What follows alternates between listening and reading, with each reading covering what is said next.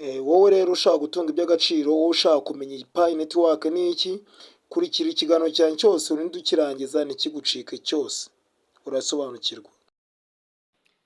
Nongeye kubasuhuza nshuti bavandimwe mudukurikirana aho muherereye hirya no hino mu gihugu ndetse n'abaherereye ku migabane igiye itandukanye, turabasuhuje.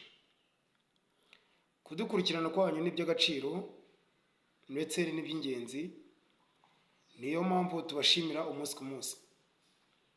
Mwebwe diaspora rero kudukurikirana kwanyu tubiha agaciro, kuko hari na benshi bagenda batwandikira batubwira ko batukunda mu biganiro byacu ndetse kandi babitega amatwi umunsi ku munsi. Turabashimira. Wowe mushyashya rero ukora subscribe, share and comment. Nukanda kuri subscribe uraza kubonaho akazogera ugakandeho kugira ngo ujye ukurikirana ibiganiro byacu umunsi ku munsi bitagucika. Mugire amahirwe n'imigisha rero mu gihe ukurikirana kino kiganiro, mukirebe kirangire kugira ngo mumenye ibintu by'ingenzi byiza kandi mwaramukeneye mwese. Wowe mushyashya muri Pi Network, yaba n'uwari usanzweho, mwese ndabizi ko mubikeneye cyane, mubitega amatwi cyane. Dukurikije hamwe ibigenda bivugwa kugira ngo turebe imbaraga z'iyi Pi Network, ese imbaraga ifite ubundi ni izihe, ese izikura he, ese bigamije iki? Iyi Pi Network rero imbaraga ifite izikura mu Pioneer, aho tugiye gukomparinga amanodes ya cryptocurrency amwe n'amwe. Tuvuga ko cryptocurrency ya Pi Network ifite nodes 245 na 941. Bitcoin ifite nodes 19,164. Ethereum ifite nodes 5,048. Urumva ko ni ibintu byerekana ko iyi Pi Network ifite imbaraga kandi ari inyembaraga mu buryo bugaragara koko. Urabona ko yagerageje guhiga izindi mu buryo bugaragara cyane. 245 ni nodes nyinshi cyane, kuko ni kikwereka ko imbaraga iyi Pi Network ifite uko byagenda kose. Ibi ni byo biduha imbaraga mu mushinga wacu, kugira ngo ugerageze kugenda ubisobanukirwa neza ko ino Pi Network ifite imbaraga. Gusa naciye kure, ari itangazo ryaciye muri Pi Network rizanwa na Dr. Nicolas, aho yagiraga ati resolve your tentative KYC start by taking action when protect in the pop-ups and finish and main checklist. Get ready in migration to avoid further delay. Do not close pop-ups that ask additional liveness checks. Niba ugiye kurisolvinga ikibazo cya tentative KYC, fata igikorwa kimwe cyo kumayininga neza, unarangize n'ibisabwa bya main checklist byose uko ari step 9. Nibwo uba ufite kuba wajya muri migration. Ariko ibyo byose bizagabanuka nuramuka utamayininze neza, nibwo uzagerageza kubazwa liveness checks.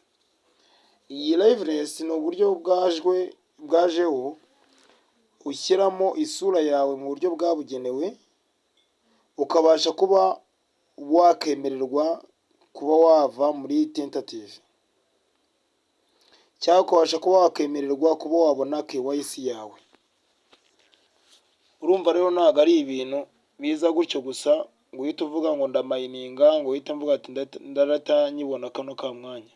Hari icyo bisaba, ariko nta nubwo ari ibintu biba bigoye. Icy'ingenzi ni ukubyumva ndetse ukanabyumvisha cyane.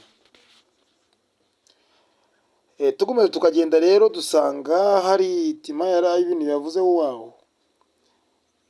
The key are being delivered to the global pioneer community. Those key unlock do name open network, which we along with by core team have been built over in past 6 years. Nk'uko tugenda tubibona tubwira ati ni byiza cyane kuko urufunguzo rufite urufunguzo rw'isi yose rufite abapiyoniya bose hamwe bishyize hamwe. Uru rufunguzo rero imiryango yarwo irafunguye yo kuba rwagera kuri open mainnet, ariko iyo byose ni Pi Core Team igomba kubigaragaza, nayo igomba kubaka nk'uko yubatse iyi myaka 3, niyo igomba kubaka iyi fungurwa rya open mainnet cyangwa open network. Urabona ko niyo mpamvu Dr. Nicola rero ameze nk'aho ari kubyerekana ko ari we rufunguzo rwa nyuma. Tukomeje tukagenda rero dusanga ngo Pi network over 80 billion people are the global economy feature. Ibi nk'uko tugenda tubibona rero dusanga gusa bitewe n'ukuntu ibi byose yavuze ari byinshi, njyewe ntago ndi bubijyemo, ahubwo icyo ndi bukore ndajya muri steps zose uko ari 5 ndebe uburyo tuzivugaho zose. Icyambere, abapiyoniya bamaze kurenga 8 miliyoni ku mubumbe wose. Urumva ko ejo hazaza aribwo tuzaba tumeze neza cyane. Niba tubona umubumbe ugizwe n'abantu 8 biliyoni, ni ikikwereka ko ibyo byose bigomba kubaho bimeze neza cyane, kandi tukabasha kuba twe twakinjira muri uyu mushinga neza. Who will buy Pi and why? Ese ninde uzahaha iyi Pi? Ese azayihaha kubera iki? Ibyo rero nibyo uko bimeze, nibyo bizatwereka ko ino open mainnet ari umushinga ufite imbaraga, ari umushinga wizweho neza, ari umushinga ubasha kuba wagera ku bantu bose ndetse batuye isi bose. Ntago ari bya bintu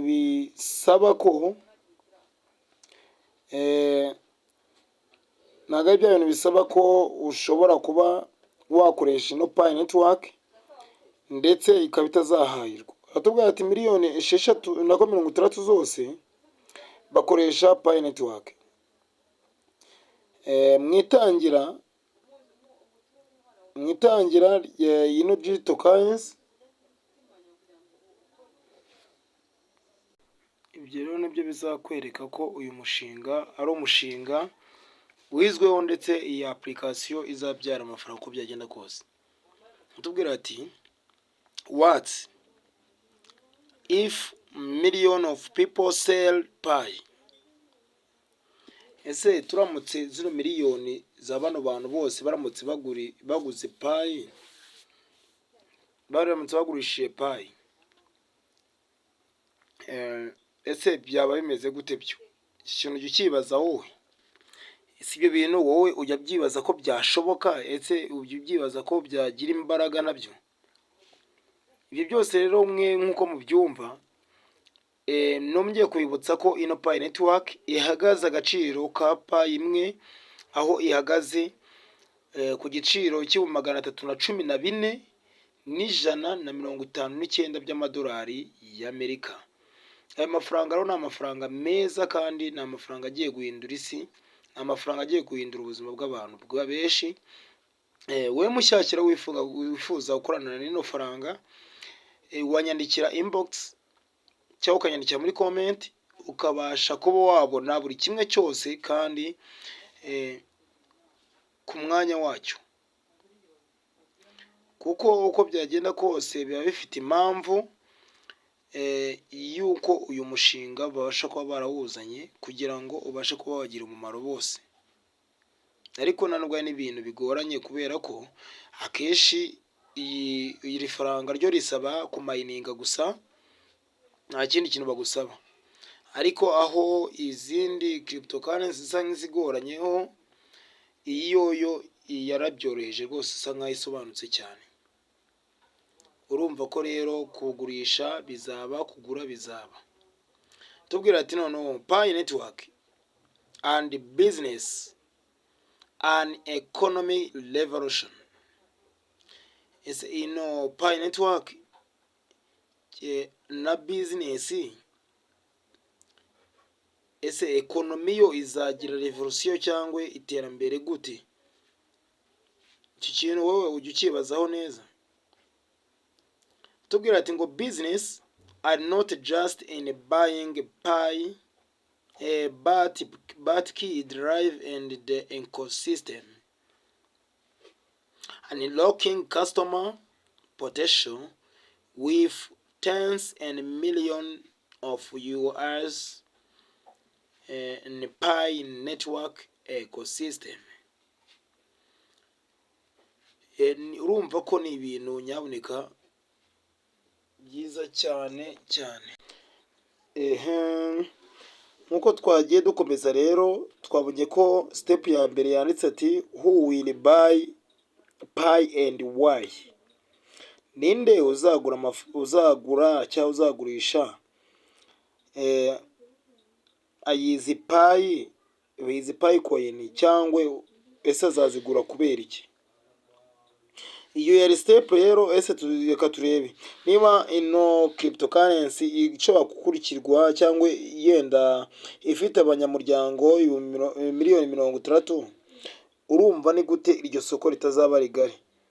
Iryo soko rizaba rigari kubera ko iryo soko urumva rifitwe n'abantu benshi kandi bose bashyize hamwe. Uko byagenda kose urumva ko ari ibintu byiza cyane kandi bifite umumaro. Wowe rero umucuruzi ushaka gucuruza ibintu byawe bigende neza kandi ufite abakiriya beza, wagana uyu mushinga wa Pi network kugira ngo ubashe kuba wakamamarizamo buri kimwe cyawe cyose kugira ngo kibashe kuba cyagurwa. Tubwira ati step ya kabiri, what if million of the people sell Pi? Ese izi miliyoni z'abantu ziramutse zigurishije izi Pi coin, ni icyo wora byumva gute? Hari icyo byahindukaho? Icya gatatu batubwira ati Pi network and business an economy revolution. Pi network cyangwa business cyangwa ubushoramari, ese ni economy iteye imbere igiye kuza muri no future turimo? Ibyo ni ibintu mugomba kugenda murebaho neza. Kane haragira ati breakthrough growth from potential to reality. Pi network is more than just in the cryptocurrency. It's present are the positive ecosystem points of the unprecedented growth. Izi miliyoni z'abantu rero nizo zizabitera bino bintu byose turi kugenda tubona, ni nabo bazabasha kuba bakuza uyu mushinga wabo. Ugatano aragira ati mu by'ukuri mwebwe mugende mureba neza amakuru agiye atandukanye agenda trendingwa, nibyo bizabafasha kugira ngo mubashe gusobanukirwa neza iby'uyu mushinga mu buryo bukwiye. Nkuko tugenda tubibona turagira ati ngo the future Pi network, a global connection. Iterambere rya Pi network cyangwa ejo hazaza ha Pi network ni uburyo buyihuza n'umubumbe w'ejo hazaza turimo.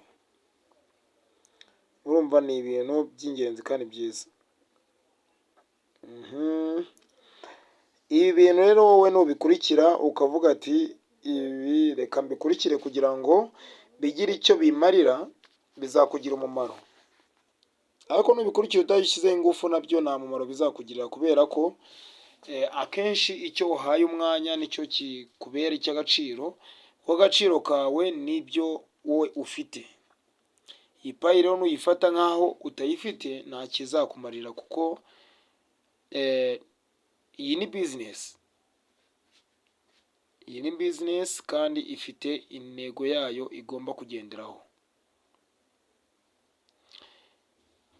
Tugendeye kuri gatatu aragira ati unlock customer potential with tens million end user Pi create on the ready-made market, and the business would want to tap into ecosystem, integrate Pi, not just pay method by pens, community by pens, opportunity, business development on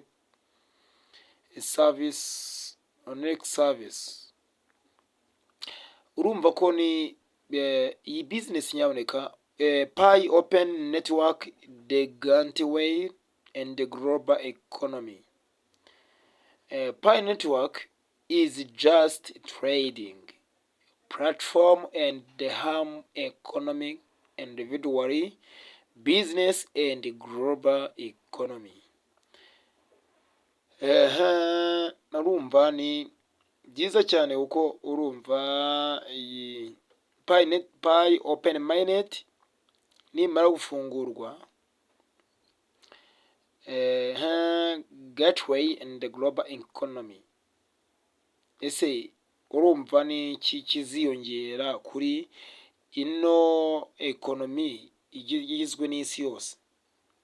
Ikintu kiziyongeraho rero nuko abantu bakoreshaga ifaranga cyangwa ubucuruzi, bakoraga ubucuruzi, bagiye kwiyongera cyane ku muvuduko udasanzwe, kubera ko iyo urebye abanyamuryango miliyoni 60 zose, muri biliyoni 8 zigizwe n'isi yose, abo ni abantu bashobora kwereka ko nibaramuka benshi ku isi yose babashe kwiyumvamo uyu mushinga wa Pi network, bizagenda neza mu buryo bwa nyabwo. Amazon ndetse na Apple, those are two global economy giant among those, and those economy giant integrate into the Pi network ecosystem. The integration with the process smoothly grant them internalizing to join this amazing Pi network ecosystem. GCV will remain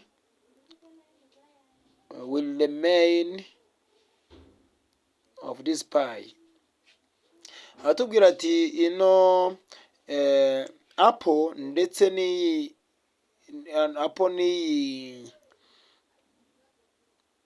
izi system za Apple ndetse na kira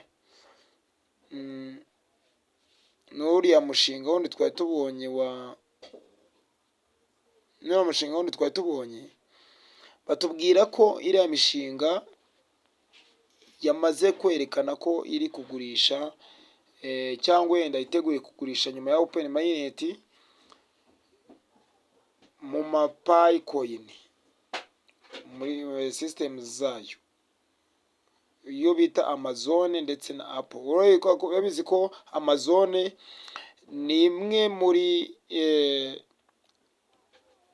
muri bamwe tutumaho ibintu byinshi tubitumyeho hanze kugira ngo bibashe kuba byatugeraho byizewe. So KYC progress and mainnet migration as in January 13, 2025.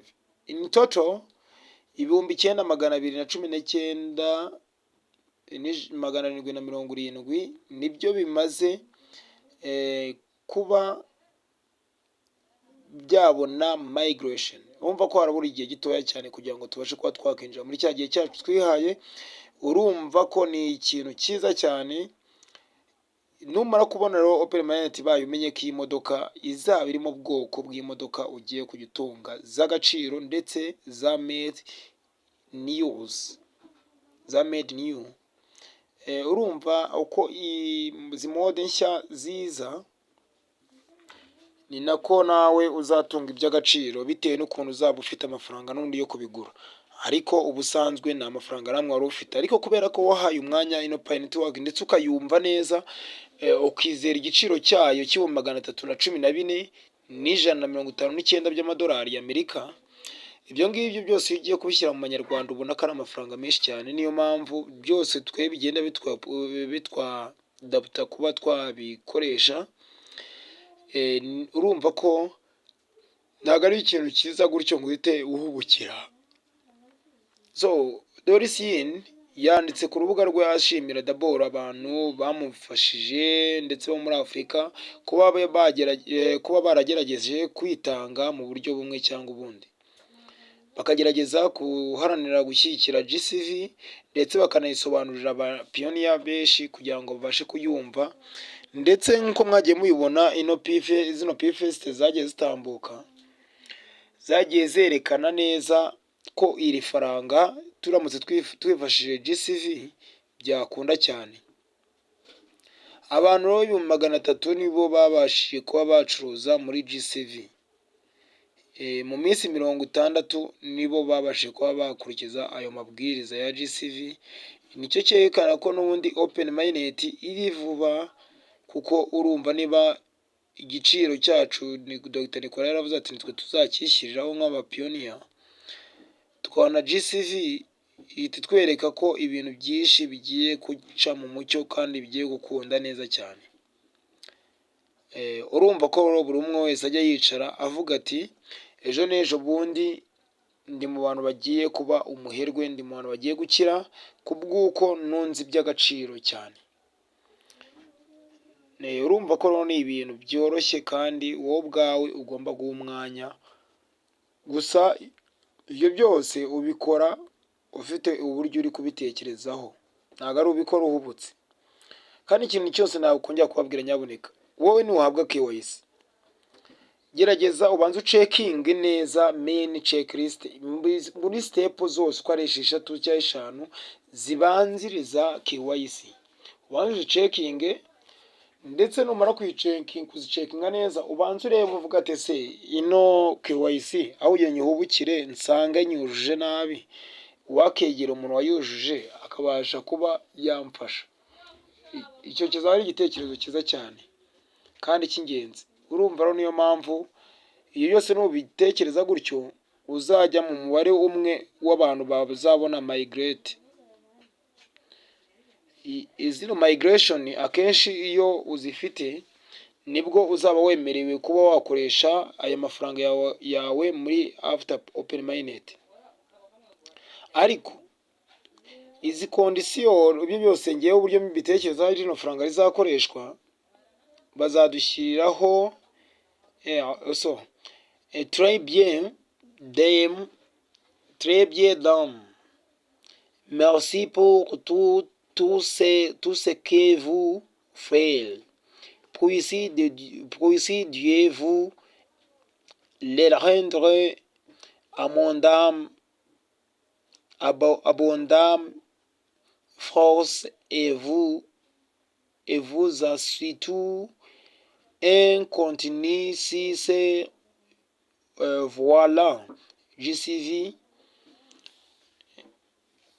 Urumva ko akenshi benshi bari kugenda bamushimira muri komenti kubw'umwanya yagiye atanga we ashyigikira ino GCV ndetse abasha kuyihesha ingufu. Dr. Nicolas rero ibintu bye agenda avuga byose ni ibintu bigenda bituha icyizere cyane, kuko urumva akenshi ejo bundi mwibuke ko yatwibukije ko ugomba kwibutsa abantu bose wabereye aba federal, kugira ngo ubashe kuba wabibutsa abamayininge bakora ama KYC yabo ndetse bongere bumve ko bafite imbaraga nk'uyu mushinga, kandi uyu mushinga batagomba guhomba nako n'imwe. Urumva ko rero icyo gitekerezo rero nukigira ukabasha gushyigikira uwo mushinga wacu, ubisansibiriza ahantu cyangwa ubibasha kubibwira abantu, bizaba byiza cyane, kubera ko hari benshi bazawukurikira ndetse babashe kuba bakemererwa kuba bakoresha uyu mushinga wawe utya wacu, kugira ngo twese tubashe kuba twawumva kimwe. Aya manotisi ngo twagiye tuyabona afite icyo amaze, ndetse kandi nk'iyi payi yacu yo twamaze kubona ko ariyo ihatse izindi zose, ndetse byerekane ko ariyo izakoreshwa nanone mu Rwanda, ariyo ishobora kwifashishwa nk'ifaranga rya digital currency. Impamvu rero ishobora kuzava muri cryptocurrency ikajya muri digital currency ni ukubera iki? Ni uko iri faranga rizaba stable coin, rizaba rihagaze ku giciro kimwe kandi cyumvikanwaho kimwe mu buryo budahinduka. Niyo mpamvu iri faranga rishobora kuzifashishwa mu buryo bwa digital currency. Urabona rero ibi byose ni ibintu mugiye kuzigurira mwe uko mugenda mubibona kose. Aya mamodoka urabona agura miliyoni 150, ni cya kimodoka kimwe cya mpapu. Ese n'iyi Wiroda igura 2,800 by'amadolari. Ibi byose kubyishyura bizaba byoroshye cyane. Ibi mbabwiye rero ni ibintu ushobora kugura wifashishije ino payi network.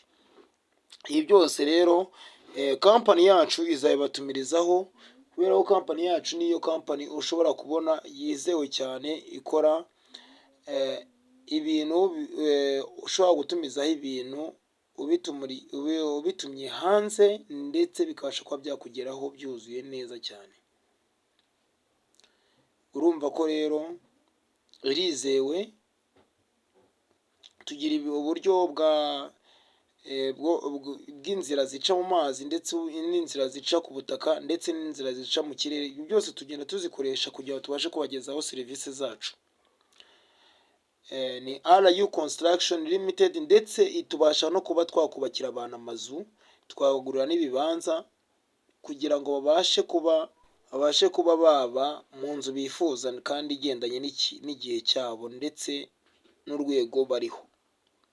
Ibyo byose rero uzabigezwaho na kampani yacu, kandi mu buryo burambye izazibaha ibintu mufitanye garanti yabyo. Waba uhari waba udahari ishobora kubikubakira. Icya mbere ni uko wowe watwandikira kuri nimero yacu turi bugushyire muri distribution, mukabasha kuba mwabona iyi systeme yacu. Murakoze cyane rero, wowe ugira amahirwe n'umugisha. Ciao ciao. Grateful for the community efforts and accomplishments during the building stage of the network. And I'm overwhelmingly excited for the future to come.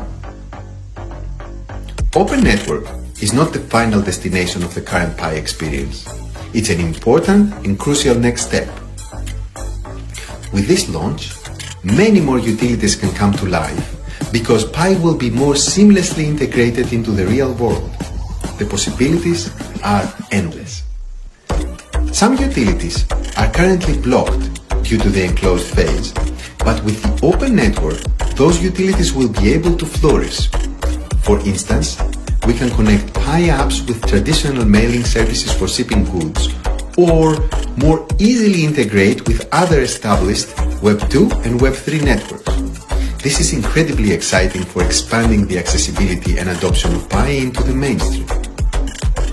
Pi's enclosed network has been critical in establishing and building a safe space for us to migrate the community to mainnet, fine-tune features like KYC, and build the ecosystem.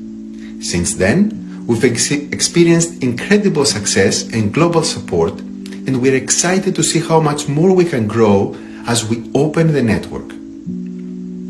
Read the full Pi 2 announcement to learn more about the community's progress in the open network conditions and all the You Construction Limited ni kampani tuzaniye ibintu by'ubwenge, bubaka amazu meza cyane, yaba amazu y'amakadasiteri, yaba ama etaje ku giciro cyiza cyane utasanga ahandi, kandi nanone bagufitiye ibibanza byiza cyane biherereye hano i Murehe. Bagane kwizo nimero ureba hejuru.